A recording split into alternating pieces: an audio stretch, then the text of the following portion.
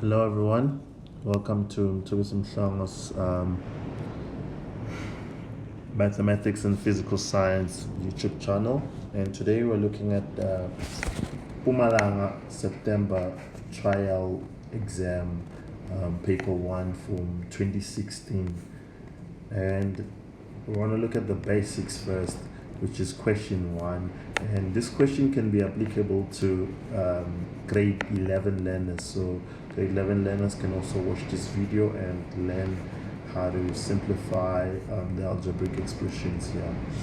Now, the first question here says solve for x correct to 1 decimal places if necessary, and 1.1.1 is x squared is equal to 3x minus 2. So solve for x in 1.1.1.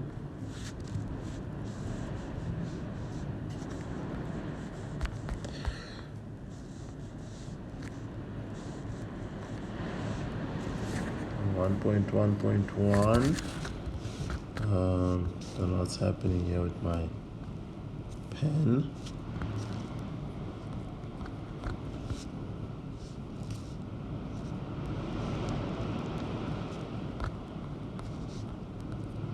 Okay.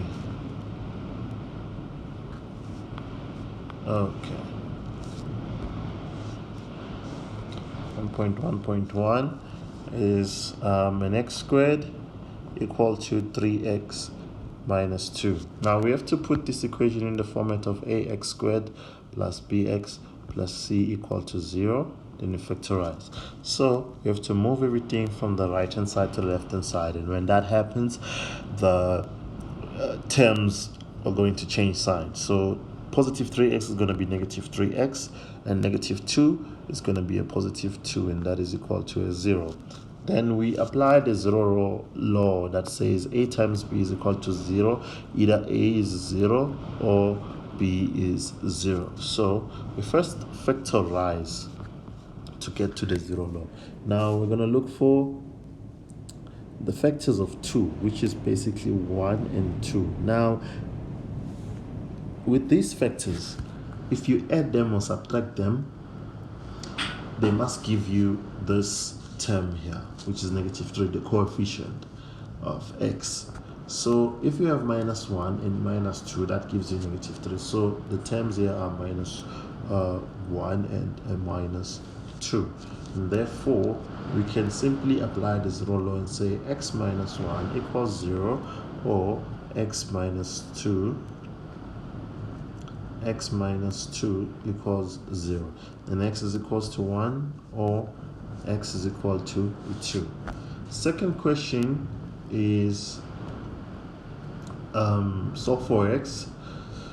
1.1.2, 2x squared plus 5x minus 8 equal to 0.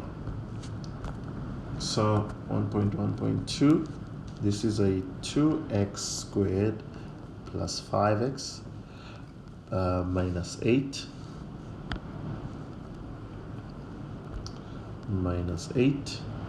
equals to 0. If you can factorize this, you can try factorizing, but it's not possible to get factors of 8 that can give you a 5 here. So what you can do is apply the quadratic formula. But before applying the quadratic formula, the terms in the quadratic formula are a, which is 2, b, which is 5, and c, which is negative 8. Then you write down the quadratic formula: minus b plus or minus square root of b squared minus 4ac all over 2a. Next up, it's substitution of the values. That's negative, and always introduce brackets when substituting. Minus open bracket 5 plus or minus square root of 5 squared minus 4 times 2 times negative 8 all over 2 times 2. Now if we simplify this, we get negative 5 plus or minus square root of, now 5 squared is 25, and negative 4 times 2 is 8, negative 8 times negative 8 is a positive 64 all over a 4, of which this is negative 5 plus or minus square root of it's 89 all over 4. And therefore, we have two values here. One when x is equal to negative 5 plus square root of 89 all over 4, or x is equal to negative 5 minus square root of 89 all over 4. Now, they set correct to one decimal place, and if you punch in the calculator, you're going to get lots of decimals. Then you have to round off to one decimal place, and for this one that is a positive, we get let me just punch it in the calculator first. It's minus 5 plus square root of 89 over 4. I get 1.1 if you round it off, and then the other one I get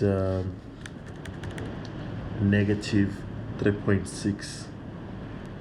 Next question is 1.1.3, which is a inequality with 5x squared minus 3 less than 2x. So 1.1.3 is a 5x squared minus 3 less than 2x. Now 5x squared minus 2x minus 3 less than 0 is now in the correct format. Once you are at this, you can either use the quadratic formula to find the critical values, because here we're not solving for x, we're looking for the values of x that are less than 0 in this algebraic expression or equation. So you can either factorize by opening two brackets, put 5x and x, and the factors of 3 that can give you a negative 2 are just 1 and 3.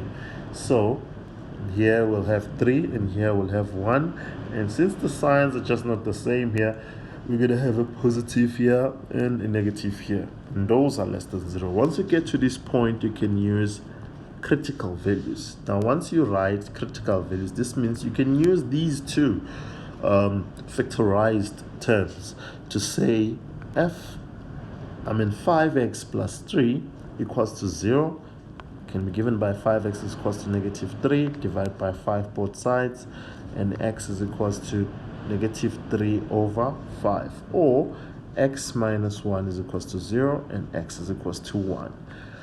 You have found the critical values. These are the values that you will draw in your number line or in the graph, and then you have to plot them. Negative 3 over 5 can be found here, and then positive 1 can be found here. Then you draw a short parabola, or you draw a number line with negative 3 over 5 and a 1. But we're looking at less than 0. Now with less than, we are just opening circles in the number line and we're joining in between. But with the graph, we have to shade to say this is the values of x whereby the function is less than 0, or the quadratic equation is less than 0. But you are not done, because you have to get all 4 points, or not 4 points but 4 marks. So we have to rewrite this in an inequality format, meaning this is negative 3 over 5 less than x less than 1, because that's the x values that when the function is less than 0. Next up, it's a simplification of an equation that has exponentials or exponential equations, which is a 3 to the power of x plus 1. That's 1.1.4. It's 3 to the power of x plus 1 plus 3 to the power of x minus 1 plus 3 to the power of x equals to 39. Now we expand, or I call it the splitting method, whereby we take this back to its form, whereby it's applying the first law of exponent that says multiplying powers of the same base, we add the exponent. So we take it back. So you don't have to rewrite an equal sign, because there's already an equal sign here. So you just write 3 to the power of x multiplied by 3 to the power of 1 plus 3 to the power of x multiplied by 3 to the power of negative 1. plus 3 to the power of x, which is equals to 39. Then you can see that these and these and these are the common factors within these terms. So we factor out 3 to the power of x, and when we factor out all those that are highlighted, when they are removed, you are remaining with 3 to the power of 1 plus 3 to the power of negative 1 plus 1, which is equals to 39. Now summing that up, we then get 3 to the power of x is multiplied by 13 over 3. If we sum up 3 plus 3 to the power of negative 1 plus 1. So it's 13 over 3 is equals to 39. And then can divide both sides by 13 over 3. 13 over 3. And then what do we get? We get that 3 to the power of x is equals to 9. And 3 to the power of x is equals to 3 squared. Now that the bases are the same, the exponents can be equated. So x is equal to 2. Next up, it's 1.2.1.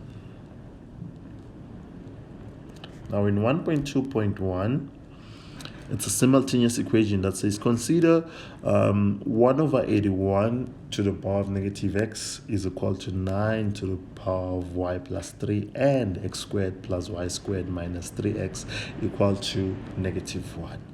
1.2.1 says that show that y is equals to 2x minus 3, and the only way we can get a linear, it's on this left side here, this one. Only on this left side.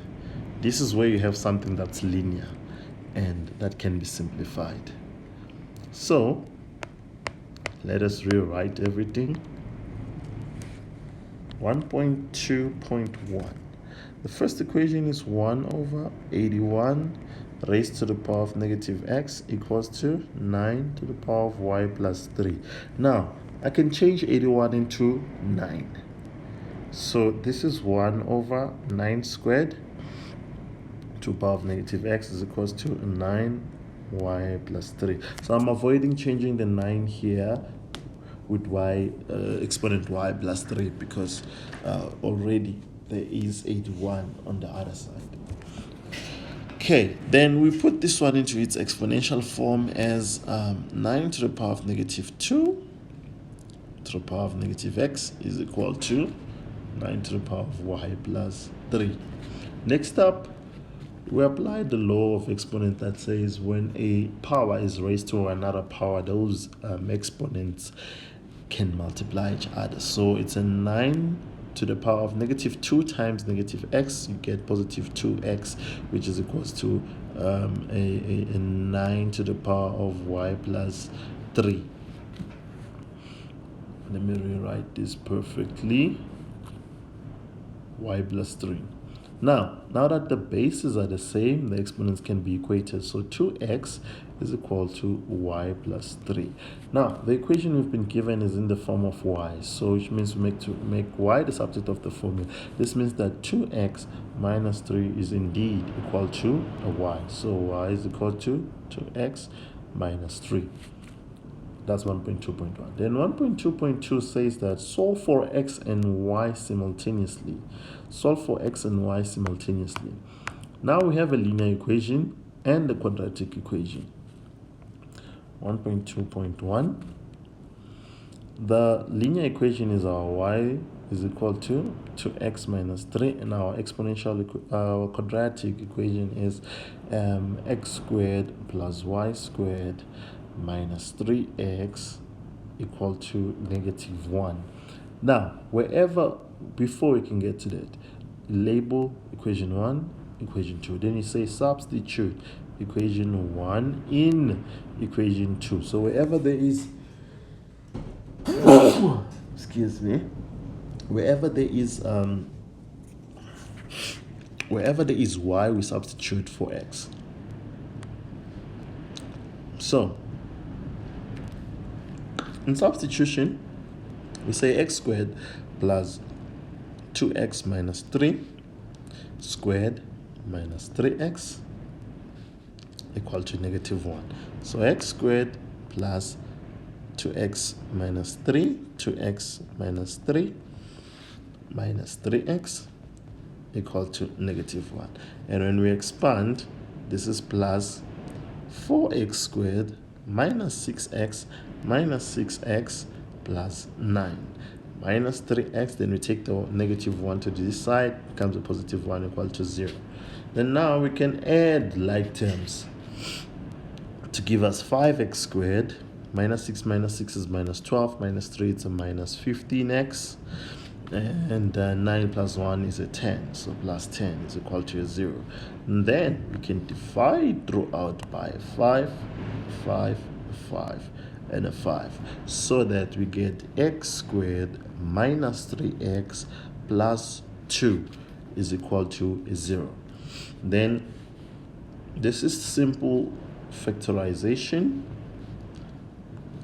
more or less similar to the equation we did in 1.1, which is x, and the factors of 2 are 1 and 2, and the ones that can give you negative 3 is negative 1, negative 2. So we put negative 1, negative 2. And then we apply the 0 law. It's x minus 1 equal to 0, or x minus 2 equals to 0. And then x is equals to 1, or x is equal to a 2. But we are not done, because we have to solve for x and y. We remember that y is equal to 2x minus 3. So when x is equal to 1, y is equal to 2 times 1 minus 3, which is 2 minus 3, which is negative 1. And when x is equal to 2, what is y? Y is equal to 2 times 2 minus 3, which is 4 minus 3, which is equal to a 1. Then you have solved for x and y simultaneously. Next question.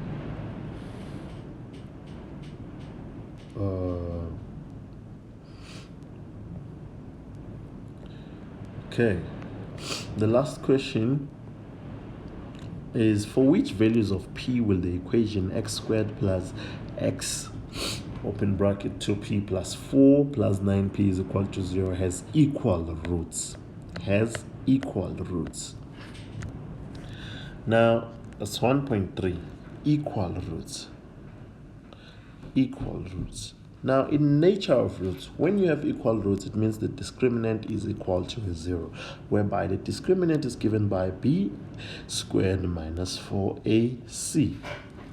So we've been given an equation whereby is x squared plus x open bracket 2p plus 4 and then plus 9p is equal to a 0. Then we have to derive our values of a, b, and c. A is 1, b is this 2p plus 4, and c is 9p. Then we substitute them into the discriminant, b squared minus 4ac. Now remember, we said that we're looking for the values of p which the equation has equal roots. When the discriminant has equal roots, it means this is equal to 0, which is equal to our b is a 2p plus 4 squared minus 4 times 1 times 9p. And then we have to simplify. First, we'll have to expand this into 2p plus 4 multiplied by 2p plus 4 minus 4 times 9p, which is equal to 0 is equal to a 4p squared plus 8p plus 8p plus 16 minus 36. Yeah, minus 36p. And then if we simplify, this becomes a 4p squared plus 16p, and 16p minus 36p gives you a negative 20p plus 16 is not equal to something, because we've already got the equal sign. Right, this can be divisible by 4, so we divide by 4 throughout. Divide by 4, divide by 4, divide by 4, and divide by 4. Then when we divide by 4, we get that 0 is equals to p squared minus 5p plus 4. Then this is equals to, open two brackets, p, and the factors of 4 are just 1 and 4, and the sign is positive, which means the two signs are the same, and they are the signs of the coefficient of p, which is minus and minus. Oh, that's another method. So p minus 1 is equal to 0, or p minus 4 is equal to a 0, and therefore p is equal to 1, or p is equal to 4. Thank you for watching. Please like, share, and subscribe.